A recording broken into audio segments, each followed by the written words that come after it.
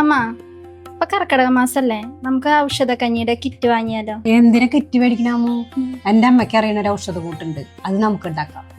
അത് ഞാൻ പറഞ്ഞുതരാം.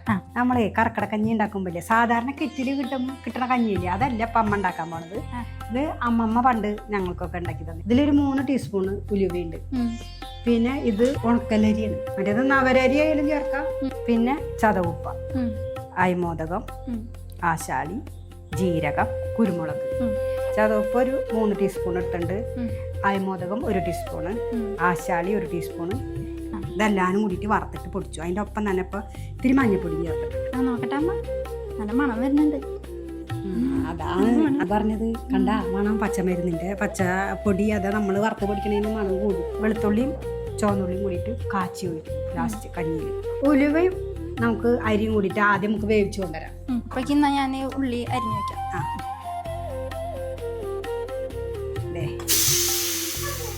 3 വിസിൽ വന്നു. ഉലുവ ഉണക്കലരിയും കൂടിയിട്ട് കണ്ട വറുത്ത് ചൂടാക്കിയ പൊടിയില്ലേ, ആ പൊടിച്ച പൊടി ഉള്ളതിലിട്ടു.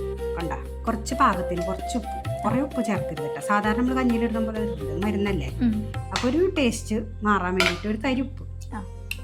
എന്നിട്ട് ഇതെല്ലാതും കൂടി ഇങ്ങനെ ഇളക്കി. ഇനി ഇത് നമുക്ക് ഒന്നും കൂടി ചൂടാക്കിയിട്ട് ഇതിൽ നാളികേരം അരച്ച് വയ്ക്കാം. നാളികേരം റെഡി ആയിട്ടാ. ഇതൊരു തള വരട്ടെ. ആ തള വരുമ്പോൾ ഉള്ളി നമുക്ക് നെയ്യിൽ കാച്ചി ഒഴിക്കാം. കരിഞ്ഞ കളറാ വരുന്നത്, ഒരു റെഡ് കളറാവുമ്പോൾ അപ്പോഴാണ് അതിൻ്റെ ഒരു ഇതുണ്ടാവുള്ളൂ. അത് നമ്മുടെ വയറ്റിൽ ചെല്ലണതൊക്കെ ഈ ചുവന്നുള്ളിയുടെ കണ്ടാ.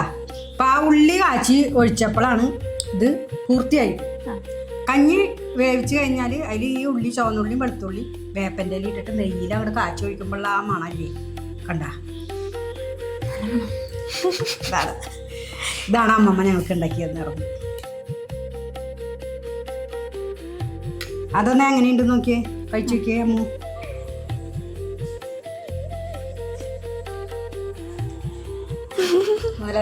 നല്ലതാ, കഴിപ്പൊന്നുമില്ലല്ലോ. ഇല്ല ഇല്ല.